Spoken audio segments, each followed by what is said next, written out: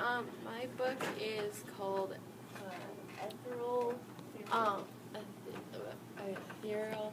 It's called a Celestial book series. It's where this girl named Scylla. She's from LA, and she moved on this island called Paragon, and it's like she has a stepfather and her mom. Well, she doesn't, like, she's, like, new there. She meets, like, all these friends of hers. The three main friends that she has, Logan, Gage, and Bree. So she has these adventures, and she finds out that she's an angel. So she's a celestial, which is one of the rare ones, and she's a pure, and she doesn't really know. And then she finds out that her sisters and her stepbrother are counts, which are the evil ones. So she goes on all through these adventures with her three best friends and try to find out. And there's such type of called the faction war, and it's where all these different types of angels, like this, there's sectors, there's femmes, there's counts, and there's like all the rest of the angels. Try to see who's like the highest one out of all of the angels. 'Cause and then she has all those adventures trying to find out if the Celestials win or not. Because there's only a certain amount of Celestials, because they only need one to fight for the Celestials. Because they're really powerful. All that stuff. So I am doing a book talk for Flora and Ulysses, and it is about a girl, and she's like bored in her room, and then she looks outside and she sees a squirrel get sucked up by a vacuum. So she runs outside, and she like saves the squirrel, and then she finds out that the squirrel has superpowers. Yeah, and then she goes on all kinds of adventures-ish stuff, and then, like, yeah. But her mom doesn't really like the squirrel, so, like, she doesn't like the fact that there's a squirrel in the house, which I kind of understand, but, yeah. Wait, vacuum. Oh, yeah, like a vacuum. Like a vacuum? Vacuum. Whoa, that's... Wait, who was Yeah, that? Colin, big you is should the read That that. was their neighbor, was vacuuming up a squirrel. This, and Hi. I'm Tyler. Yeah. Hi. This is the Maximum Ride series. Very awesome series. It's an 8-book series that I just finished, and I will say it was one of my favorite series of all time. So it's about these kids that pretty much were experimented on and tried to escape from this evil place, and they have really weird things going on, and their DNA is not human DNA. It is 98% human and 2% something else that you will have to hear about when you read this book. So, yeah, I'll read this first part right here. It says on the cover, "Welcome to my nightmare. Do not put this book down. I'm dead serious. Your life could depend on it. I'm risking everything by telling you, but you need to know." So, very thrilling book series. It's kind of science fiction and fantasy. It's a cliffhanger. Like, James Patterson keeps you on the edge of your seat until stuff happens. Because everything unexpected that you never would think would happen happens. So yeah, it's crazy. So it doesn't happen. Really fun, really awesome. Read this. Yeah. You don't see it? The book I am book talking is called Wings of Fire, and as you can see, there's kind of dragons in it. Oh, you don't say.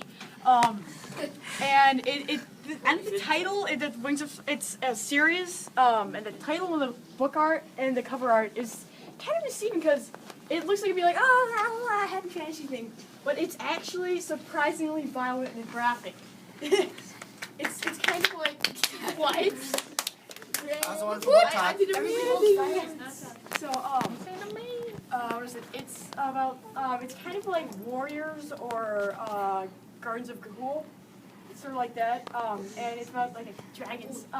And so their world is kind of at war because so they have like different tribes, and they like the queen of each tribe like rules like the thing, and they have separate elements and stuff. And so the queen of the Sand Wings, which is one of the dragon types, has died, and then her 3 children are fighting over who gets to be the next queen. And then 6 dragons are born, and there's been a prophecy issued that they will stop the war and decide who will be the next queen, and stop everybody from running around and killing each other. End of story. No, it goes on. It's a kind of book, so read it. I like that. Today I'm book talking The Fifth Wave by Ricky Yancey. I don't know about the name. Well, the book's about surviving during an alien invasion of the planet, and they think the main character thinks. Well, there's several main characters. The first main character thinks she's the only person alive. The second main character's in the army, so I mean, it's kind of realizes.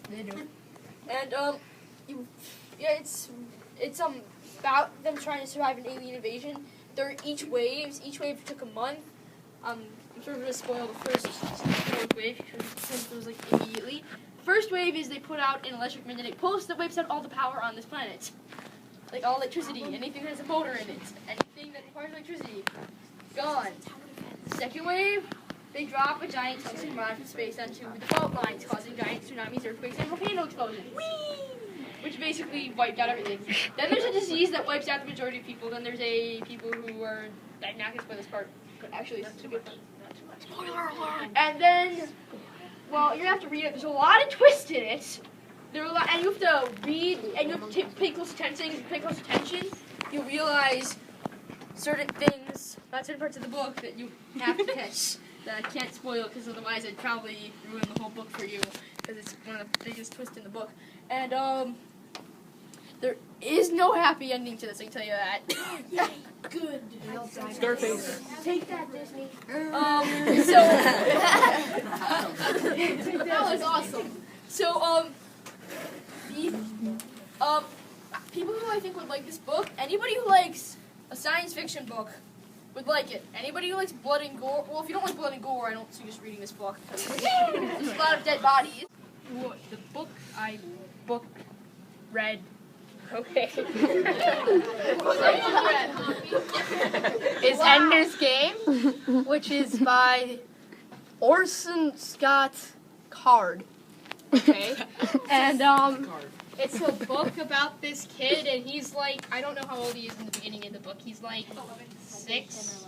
What? No, he's in the beginning of the book. He's like 6. And so, and it's like some sort of post-apocalyptic or pre-apocalyptic, I don't even know, where there's like this alien force that had attacked the world, forcing them into world peace, which sounds like a good thing, but they still need to destroy the alien forces, and so they're like taking kids who are 6 years old, who know like a ton of stuff, like coding and stuff like that, and then they are training them to become military commanders by the age of like 12 or something. Usually 16. Usually 16, and he's like just like jumping ahead of everyone else, and it's a very interesting book. It has lots of action in it. Space fights, yes. And the movie's good. Okay, so the book that I've read is called Counting by Sevens, and I know that Mrs. Kerr has read this one too, and that's part of the reason why I knew it was a good one to read. So the book is about a little girl named Willow Chance, who is starting middle school, which may seem kind of young for you, but it's like the most unique book I've read. And the book is called Counting by Sevens because the main character, Willow Chance, is obsessed with counting by sevens. It's how she deals with things. She's overwhelmed. Things like that. So the book actually lists 7 reasons why you should read the book. 5. 4. There's 7. 2. I'm just waiting for my Times turn again. 7. Sorry. Okay, so I didn't really enjoy these 7 reasons, so I came up with 7 of my own. Is that okay? Yeah. So the first thing, like I was saying earlier, is Willow Chance is obsessed with 7s. So she counts by 7s to deal with things. So that's the first thing you should know about this book. She's very interesting. The second thing you should know is that she is kind of a genius. She's very, very smart. She knows everything about anything. She loves reading books. Her house is filled with books. And so she is a very intelligent girl, which raises a lot of red flags at her school because she aces a test that no one has ever aced before.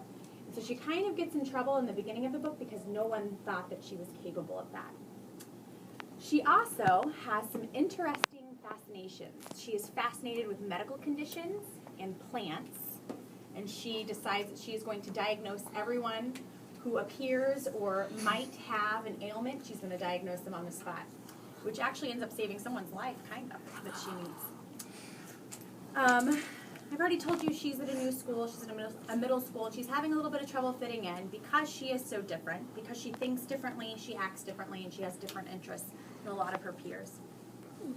She has limited connections. That's another thing you should know. She has her parents and then some distant, well, not distant grandma, but a grandma who has a medical condition that prevents her from living on her own and functioning on her own. So she really doesn't have a lot of people when you meet her that she's really connected to. Early in the book, she goes through a life-changing event, and she kind of stops counting by 7s, and she kind of stops being her for a while. And the last thing that you should know about is that there are people who begin as strangers who really become a big part of her life by the end. And that's kind of like when you think about it, everyone who's really involved in your life besides like your parents and your siblings start as strangers, and it's amazing how quickly you get to know people and how important they become in your life. That's counting by 7s. You would like this book if you like quick reads. It's got short chapters, not just from one perspective. Willow Chance narrates some of it, but then other characters in the book also narrate it. You would also like this book if you like realistic fiction. Okay, so our book is Baboon by David Jones. And this book is about, this guy named Gary, his parents are researching about baboons, so they want to go to Africa and see them. And then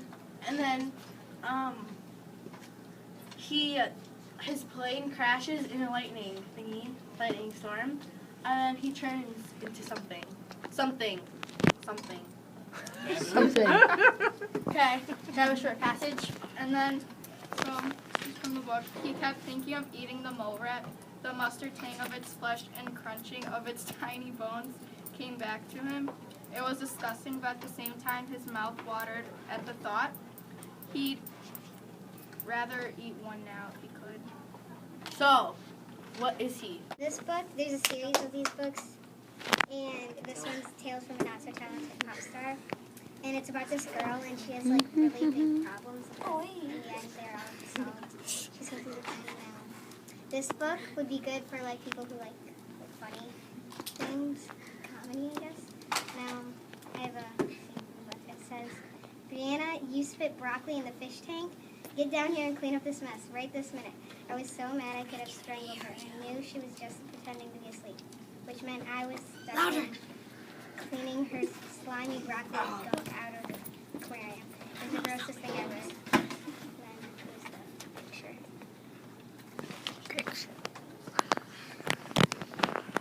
Who in here would like this book? Nice job. People who like funny books. And it's Like not a anyone hard in book. specific. Oh, like rules. You'd like